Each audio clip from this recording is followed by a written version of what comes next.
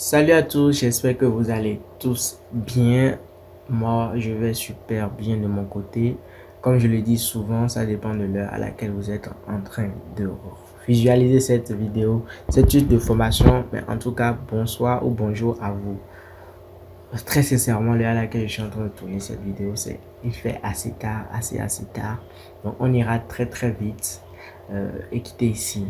Alors, nous allons aborder le deuxième point le plus important de la stratégie digitale qui concerne la ligne éditoriale ou la charte éditoriale.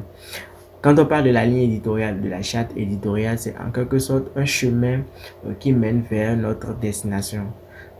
On ne peut pas vouloir se rendre à un lieu sans savoir le cheminement qui nous y mène. Donc, nous devrions nous atteler à savoir que si je veux atteindre tel objectif, je dois parcourir tel point. Je dois passer par tel point pour y arriver. Et la première des choses qu'on aura à faire en ce qui concerne la ligne éditoriale est la définition de notre cible, la définition de notre public cible, la définition de notre avatar client ou persona buyer. C'est comme ça on l'appelle parce que cette cible sera fixée en fonction de l'âge, du sexe, je sais pas, de la localisation, des préférences et tout. Donc, nous serons en quelque sorte un client type, un prototype de personne ou un prototype de large public que nous aurons à fixer de manière très aiguisée. Je prends l'exemple simple. Je suis un vendeur de produits de beauté pour les produits capillaires, c'est-à-dire tout ce qui concerne cheveux. Et maintenant, je m'adresse à un public qui a besoin peut-être d'un produit amincisseur. Vous voyez, j'ai des graisses et je voulais me dégraisser un peu. Voilà, alors que je vends un produit capillaire, un produit qu'on utilisera pour prendre soin des cheveux. Donc, vous voyez qu'il n'y a pas un rapport en tant que tel. Je prends encore un autre exemple. Je prends l'exemple des couches de bébé. Les couches, on sait que les couches de bébé, on sait que c'est pour les bébés. Maintenant, vous prenez ces produits que vous vous adressez à un public qui n'en a certainement pas besoin. Je parle des jeunes, ceux qui ont un peu plus de 12 ans.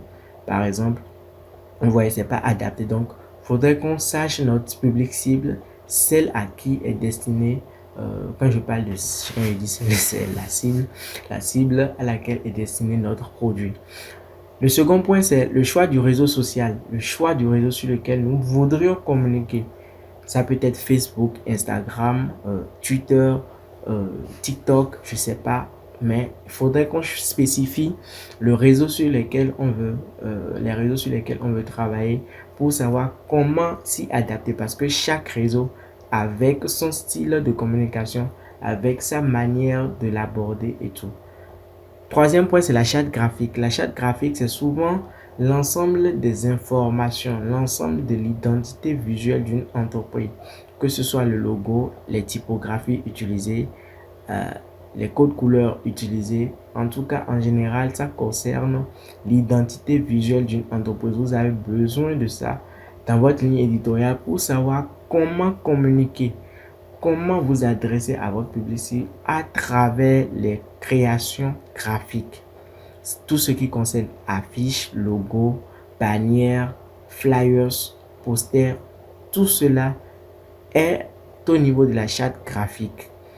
Après ça, nous aurons besoin de la création et la diversification de contenu. C'est là on parle surtout du calendrier éditorial, de notre manière d'établir le planning de publication et tout. Donc, sans plus tarder, j'ai un exemplaire ici à vous montrer.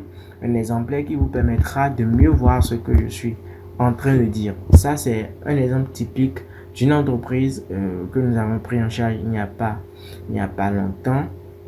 Et premièrement, vous allez voir qu'on a d'abord défini l'objectif de la charte. Nous avons défini l'objectif de la charte. Après, à savoir, on a défini ce qu'il y a. On a parlé de la vision de l'entreprise à court et à long terme. On a parlé de la mission en tant que community manager. C'est très important. Après ça, nous avons défini les objectifs que nous voudrions atteindre. Et vous voyez, en même temps, directement, on a parlé de l'avatar client.